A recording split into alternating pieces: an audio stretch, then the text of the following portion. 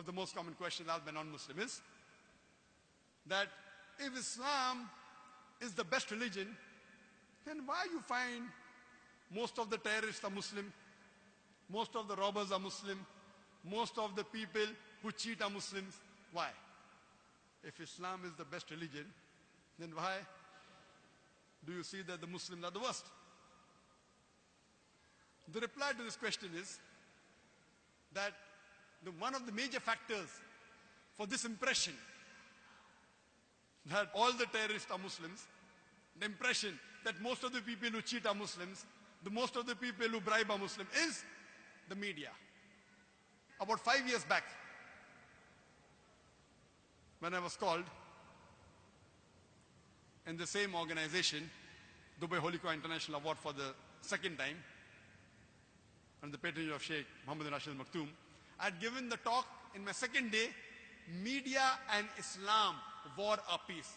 And I described in detail what is the strategy of the media to malign Islam. And I also gave a talk, Islam, the solution to the problems of humanity. The media says Islam is the problem for humanity. Actually, Islam is the solution for the problems of humanity.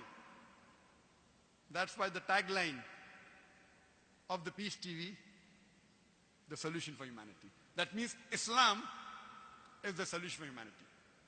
What does the media do? Time will not permit me to give in detail. I'll just wind up my answer in a couple of minutes. What does the media do? Media picks up the black sheep of the community and they portray as though they're exemplary Muslims. See, we have black sheep in the community. We do have many Muslims who are namesake Muslims.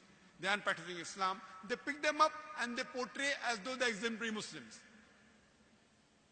Many a time the media,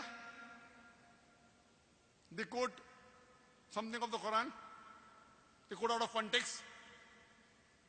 Whenever they get information, they malign the Muslims. For example, we know in 1996, the Oklahoma bombing, at that time, it was the biggest attack on American soil. More than 100 people were killed. 166 people were killed. It came as headlines, Middle East conspiracy, Middle East conspiracy. Muslims to blame, Muslims to blame. Headline for days and weeks together. Later on, when they came to know it were 2 American soldiers, it comes once and vanishes. When they don't know the culprit, it comes for days as headlines. When they come to know the real culprit, 1 or 2 days, the news goes out. Why? In India, we have, 50-year-old Muslim Arab marrying an 18-year-old girl, headlines. When 50-year-old non-Muslim rapes a 6-year-old girl, it comes in news briefs. That 50-year-old Arab Muslim, he's taking permission and marrying a girl with her will, with the will of the parents. It doesn't go down the throat of the media. But when a 50-year-old non-Muslim rapes a 6-year-old girl, it comes in news briefs. Why? Same example, couple of weeks back, there was a bomb blast in Pune, German bakery.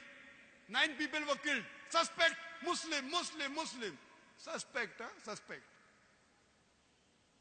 No 100% proof. Same day, the Maoists, they killed 16 policemen. Not civilians, policemen, Maoist, no. It comes in news brief. Muslim suspect, 9 civilians killed, 16 policemen killed by Maoist. Comes in news briefs. Ajib. They know the people who killed, not civilians. They have got cannons, rocket launchers. They bombard the full police station. Comes in news brief. They don't know who did the Pune bomb blast. Muslim suspect. And it's continuously there for many days. They don't know who did it. Who they know did it because it's a Maoist, communist, non-Muslim, news briefs. Or maybe, front page, some papers, but below. And it vanishes out of the media. So the major cause is the media. Media and Islam, war or peace. Unfortunately, Muslims are very weak in media. Very weak. We may have good media about song channel, dance channel, many. But Islamic channels, Unfortunately. Unfortunately. So I say, yes, I do know there are black sheep in the community, but yet, with all the black sheep, yet as a whole, the Muslims are the biggest teetotalers in the world. I know some Muslims who can drink the non-Muslim under the table. But as a whole, the biggest community of teetotalers in the world are Muslims. The biggest community as a whole that gives charity, they are Muslims.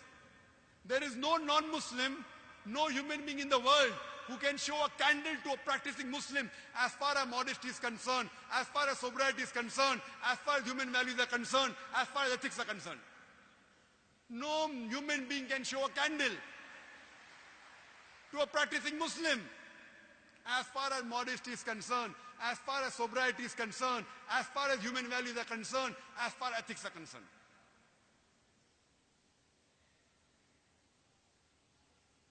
And I always give the example. Suppose you want to judge how good a car is, and latest 600 S model of Mercedes is launched in the market, 2010 model. You want to test the car. You put behind the car, behind the steering wheel, a driver who does not know how to drive, and he bangs up the car. He has an accident. Who will you blame? Will you blame the car or the driver? Driver. If you want to know how good the car is, you have to know the specification. What is the pickup? What are the safety measures? What is the ratio? What is the average of the car? Anti-brake locking system. Look at the specification.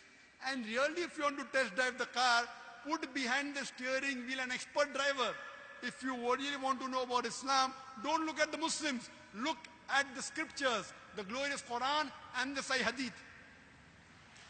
Don't look at me. Don't look at the Muslims. If you really want to test drive a car, put behind the steering wheel an expert driver. The best exemplary Muslim you can find is Prophet Muhammad Sallallahu Alaihi Wasallam.